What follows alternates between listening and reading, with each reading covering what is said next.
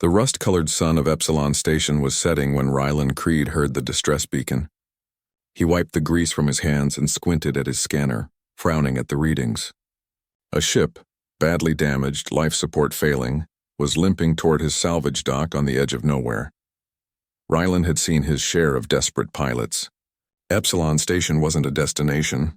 It was where you ended up when everything else had gone wrong. Smugglers, refugees, pirates with a conscience, they all passed through his doors eventually.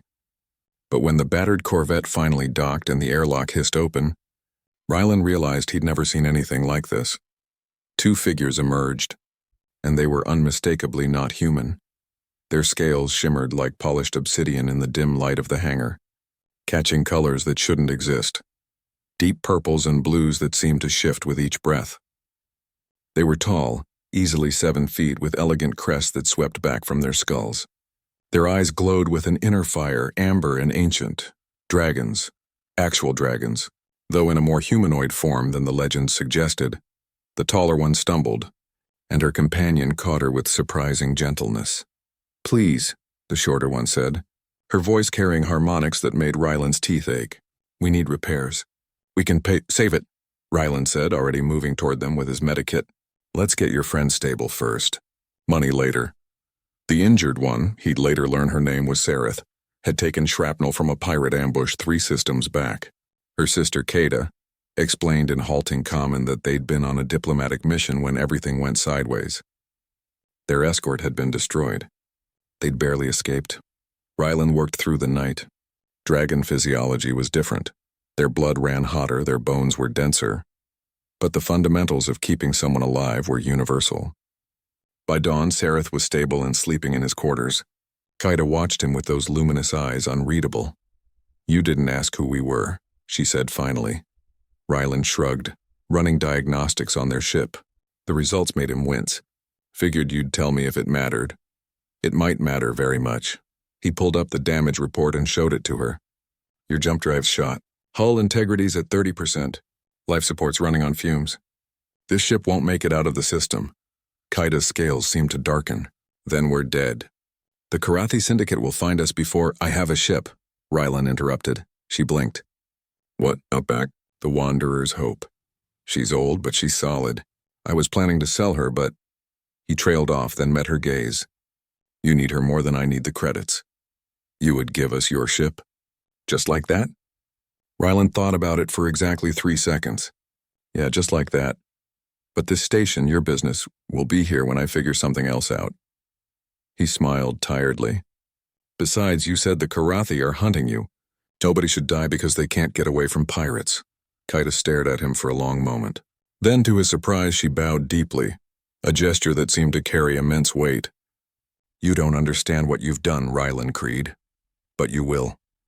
They left at dawn, Sareth still weak but alive, the Wanderer's Hope carrying them toward whatever came next.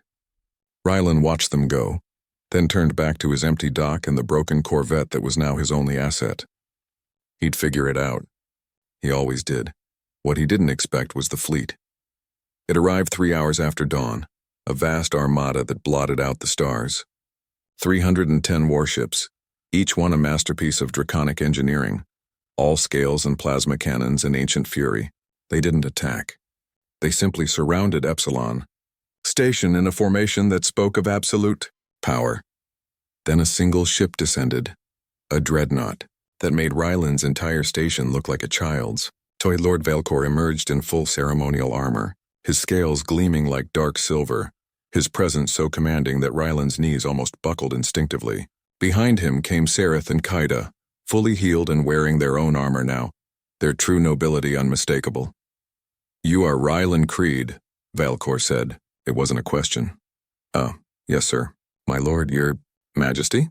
Ryland had no idea what the proper address was for a dragon lord who commanded 300 warships.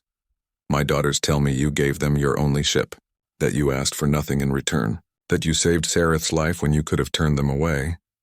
Ryland swallowed hard. They needed help. "They are princesses of the Valcor dynasty," the dragon lord continued, his voice carrying across the hangar. "Heirs to 17 star systems. And you gave them a ship worth, what? 30,000 credits? 28, actually. She needed new stabilizers. Something that might have been humor flickered in Valkor's ancient eyes. My dynasty has ruled for 3,000 years. We have conquered empires. We have burned worlds that defied us. And in all that time, I have never encountered someone who would sacrifice everything for strangers without hesitation. He stepped forward. You exemplify something we dragons have forgotten in our pursuit of power. Simple, uncalculated kindness. I just did what anyone would. No. Kaida stepped forward. 12 ships passed us in that system. None stopped. You were the only one. Valkor gestured, and his attendants brought forward a holographic contract. Ryland Creed, I am purchasing Epsilon Station. For 10 million credits. I am also commissioning you as the official human liaison to the Valkor dynasty, with a flagship and crew of your choosing. Ryland's brain stuttered. Why? Because humanity needs to understand what one of their own did, Sareth said softly. And because we dragons need to remember that strength isn't just about weapons. Lord Valkor extended his clawed hand, a gesture of equals. Will you accept, mechanic? Ryland looked at the hand, at the fleet filling the sky, at the 3 dragons watching him with something like hope in their ancient eyes. He thought about the Wanderer's hope, flying somewhere out there with his gift keeping 2 lives safe. He clasped Valkor's hand. Yeah, he said, I accept. Epilogue. The Wanderer's hope became a legend among both humans and dragons, the ship that started an alliance. Ryland Creed never considered himself a hero, but across 100 worlds his name became synonymous with the idea that sometimes the smallest acts of kindness could change the fate of empires.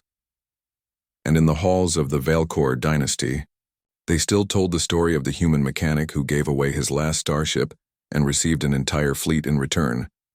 Not because he asked for it, but because he never would have.